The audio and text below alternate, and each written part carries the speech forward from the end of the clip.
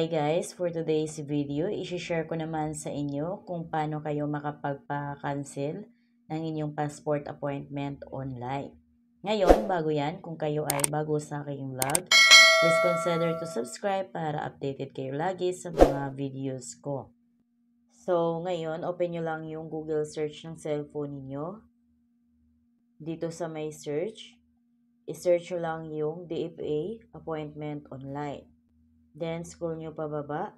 Hanapin nyo lang yung dapat nakalagay dyan is Philippine Visa Application or itong passport.gov.ph appointment. Click nyo lang yan. Pag ganito yung lumabas, hintayin nyo lang. Verification successful. Ayan guys, andito na tayo sa schedule an appointment.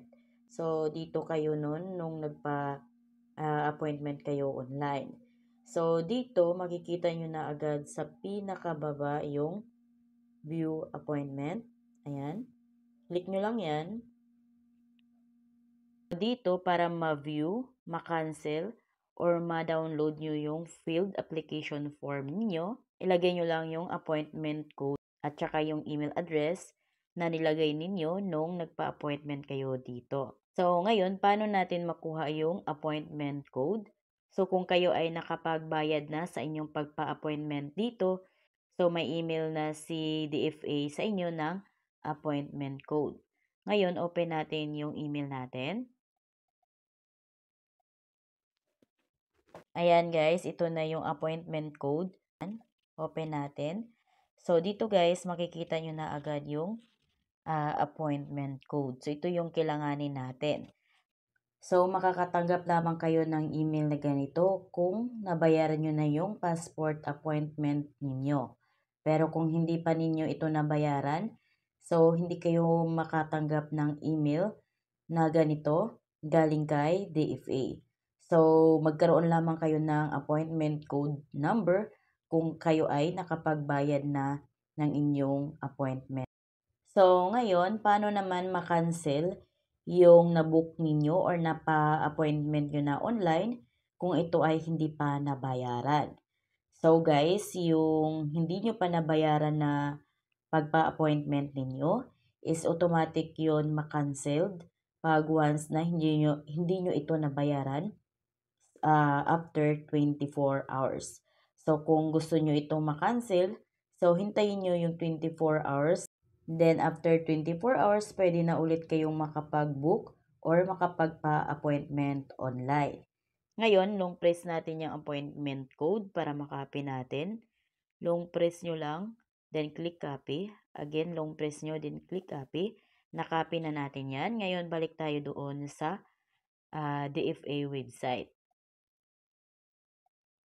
Ayan, ngayon, lagay natin yung appointment code natin dyan.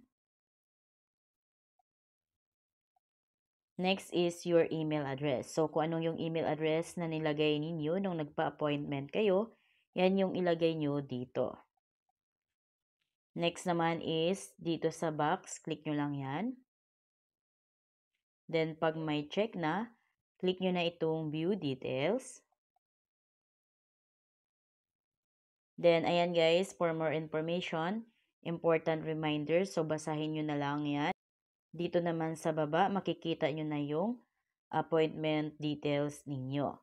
So, dito, pag once na gusto nyong itong i-cancel yung appointment ninyo, so, i-click nyo lang itong cancel appointment. Ayan, pagka-click nyo ng cancel of appointment, ito yung lalabas, cancellation of appointment. Dito, kailangan nyo lang mag-agree dito para ma-cancel nyo yung appointment ninyo.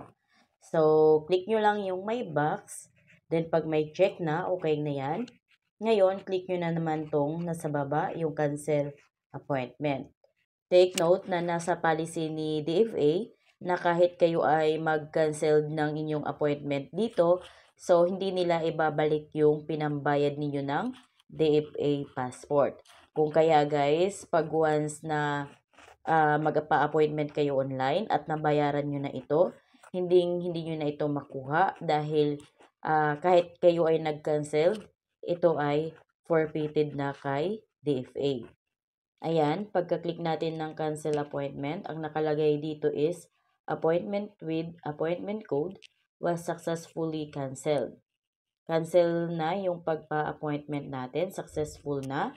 Ngayon naman, makatanggap tayo ng email notification na galing kay DFA para lang ipaalam sa atin na canceled na yung pagpa-appointment natin dito. So guys, bago kayo magpa-appointment online, siguraduhin yung makapunta kayo sa mismong date na pinili ninyo nung nagpa-appointment kayo. Dahil napakasayang ng pera pag once na hindi nyo napuntahan. Dahil ito ngang pagpa-cancel ninyo is hindi na ibabalik ni DFA yung pera ninyo. Then, dito naman sa download form, click natin yan. Then, click natin tong PDF viewer.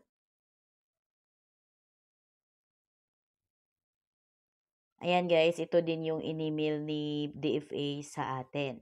Ito yung booking confirmation na isa sa mga requirements. So, pwede nyo din itong makuha. Halimbawa, nabura nyo yung email ninyo. So, pwede din kayong makapagkuha nito online basta may appointment number kayo or appointment code. So, ganun lang guys kung paano kayo makapagpa-cancel sa inyong appointment online sa DFA.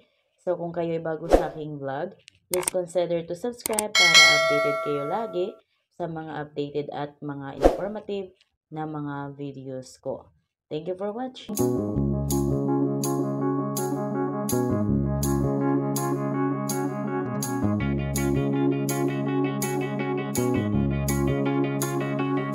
Find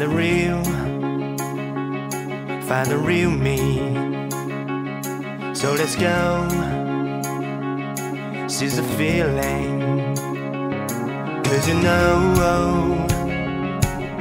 it's time for the meaning.